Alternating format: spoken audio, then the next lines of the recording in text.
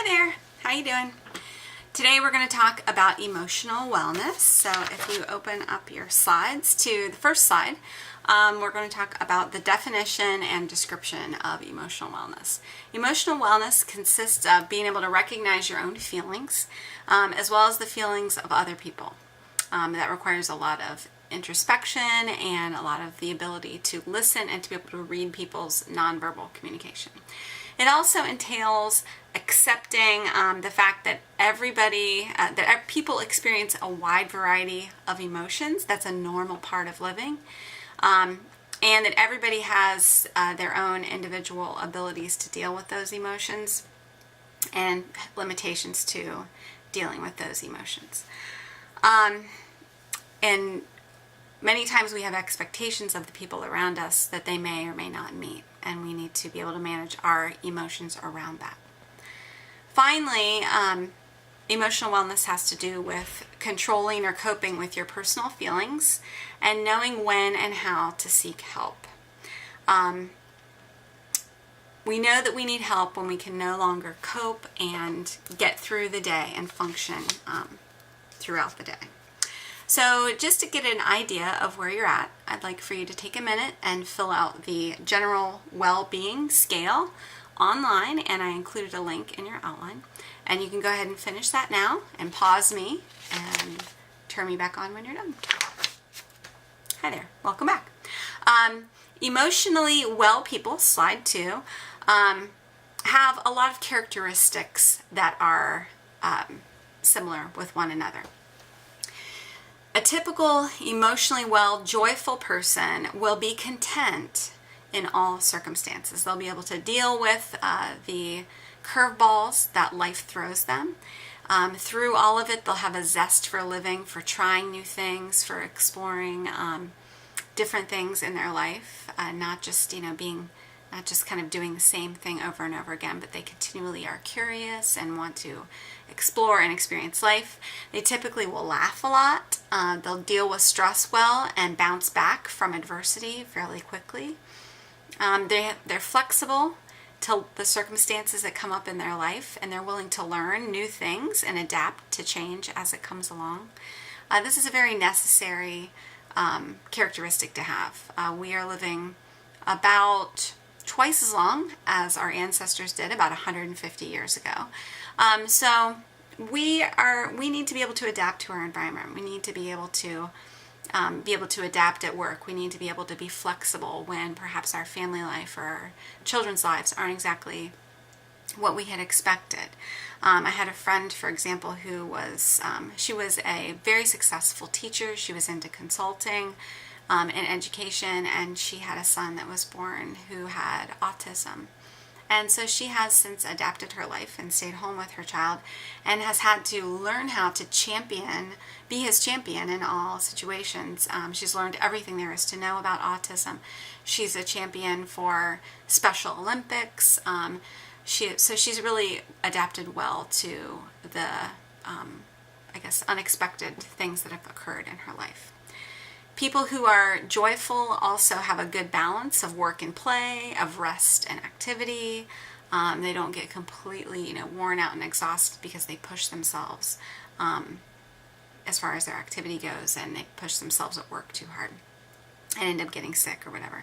And then finally, they are consistently grateful for what they have. So I'd like you to follow the directions now on the outline and think about somebody that you know who experiences these characteristics or exemplifies these characteristics of being joyful. I want you to write a paragraph describing what this person is like, how their presence affects you, and how this person handles difficult situations. Secondly, I'd also like you to reflect about somebody who does not exemplify these characteristics of a joyful person. And then I want you to write a paragraph describing what this person is like, how their presence affects you, and how this person handles difficult situations. Also, that last point, that people who are joyful are thankful for what they have. I just want you to write a paragraph describing why you think that gratitude plays a role in happiness or joy. So you can pause this now, do that activity, and then start me back up in just a sec. All right, welcome back. Slide number 3. So research suggests that there are certain traits that are widely shared by people who are happy people. Overall, research has shown that people who are happy people have very stable relationships, and it's hard to tell kind of what came first, the chicken or the egg with these. But what we find characteristically in people who rank high in surveys of happiness, that they have these characteristics in common. They have stable relationships. They actually make more money than people who are unhappy. Again, what came first, the chicken or the egg? I don't know. They're healthier. They live longer. They're very generous. They're very creative. And they're usually smarter than the average bird. So how do we become happy? What are the sources of happiness? If you look at slide number 4, there are 3 theories of how we can perhaps obtain happiness in this life. The first one is pursuing wealth. You always say, well, money can buy you happiness. And there is some truth to that. There was an article that we read for occupational wellness and for this section too, that kind of crosses over between the two, that talks about how right about $75,000, $80,000 a year, up until you get to that certain point in your income, happiness, the happiness line and the income line run parallel. Okay, at some point though, as income increases, the happiness line kind of levels off, and that point is right about $75,000 to $80,000 a year. That we no longer see increases in happiness after you reach a certain point. And that could be because at that point you've got your bases covered. You've got food, shelter, clothing. You're able to do a few fun things. You're able to have a life outside of work and maybe do some traveling or have a few personal possessions that are meaningful to you, that you've been looking forward to. Maybe a nice car, maybe a nice camera, whatever it is that you like. When they do studies of people who are lottery winners, they find that people who have won the lottery are no happier than the general population. So we know that materialism or money does not necessarily buy happiness, or only buys happiness up to a certain point where our basic needs are met. And then at that point, the happiness levels off even as income increases. That could also be because, as income increases, typically responsibilities at work also increase, and that can sometimes take away from your overall quality of life, perhaps having an impact on your joyfulness or your happiness. Another theory of where happiness might come from is pursuing pleasure. Perhaps you do all of the fun things that you've ever wanted to do. You have rich, wonderful foods, fine wines, the best cigars, whatever it is. This type of a pursuit is known as hedonism, or pursuing pleasure. Research has shown over and over again that the amount of pleasure in one's life does not add at all to satisfaction with one's life when measured. What they have found corresponds with happiness and joyfulness is a term called eudaimonia, and this is spelled E-U-D-A-M-O-N-I-A. Had to make sure I spelled that right. And basically what this is, they find that when people have high levels of satisfaction in their life, that they are in the process of expanding their abilities and capacities. This makes us more able to be resilient, to manage adversity and pain in our lives.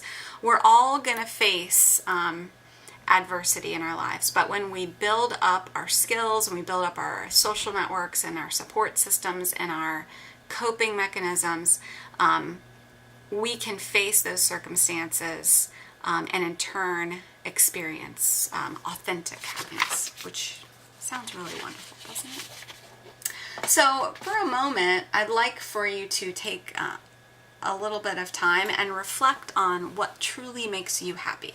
Is it eating your favorite ice cream? Is it buying a new outfit or the latest gadget? Is it utilizing your gifts and talents to help others? Is it laughing with friends? Is it thinking and analyzing the meaning of life? Is it submerging yourself in nature? Maybe feeling a sense of belonging in a certain community. So I want you to take a moment and write a paragraph about what is going on when you feel the most content. how does it compare and contrast with what society thinks that we need to have to achieve happiness? How can you use these insights to console yourself the next time that you're feeling blue? So you can pause me for a minute, take a few minutes and write that paragraph. You'll note that reflection is described on your outline, so you can use that as a reference. I know I talked really fast. And then you can turn me back on when you're done.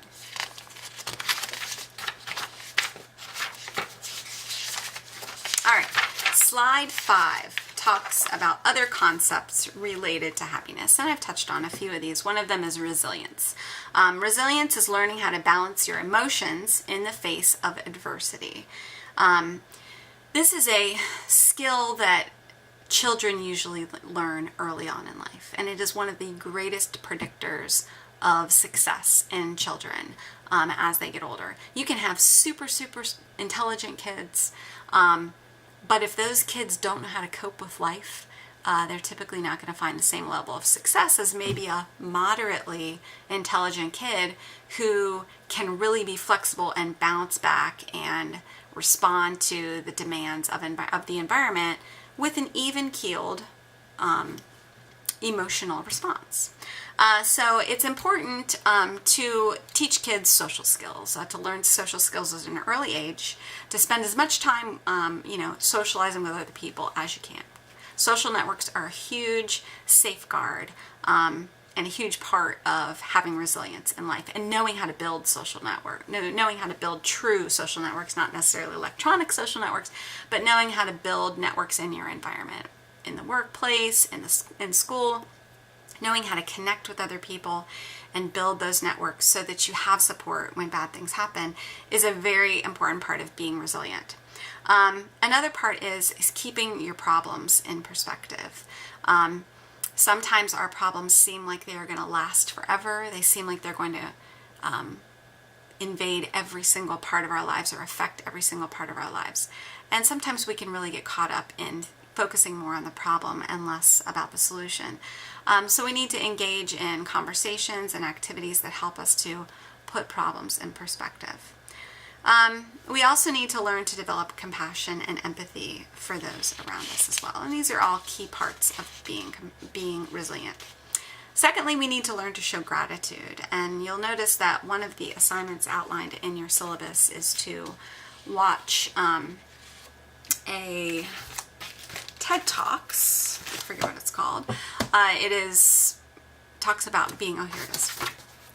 It talks about the happy secret to better work. And at the end of that TED Talks is a really short, it's literally in the last minute of the video. And it talks about how to develop your brain's capacity for experiencing gratitude in life and being thankful in life. And changing and reprogramming your brain to focus on the positive things in your life and to be thankful for those things as opposed to the negative things.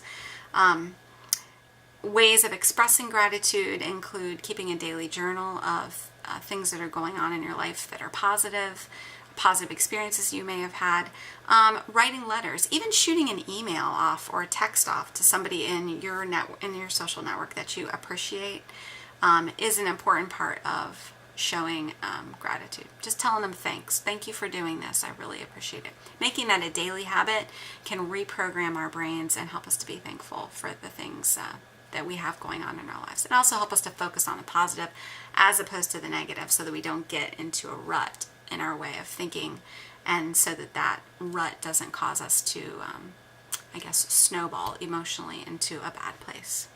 And then finally, letting go of a victim mentality. There's nothing worse for trying to feel empowered and hopeful in life as a victim mentality is. It can really sabotage your efforts at that. To be happy, you need to quote unquote give up your rights. Sometimes our feeling of entitlement, our feeling that we have a certain right to have a certain thing can really get us into a rut of thinking that can lead us to be very negative and bitter.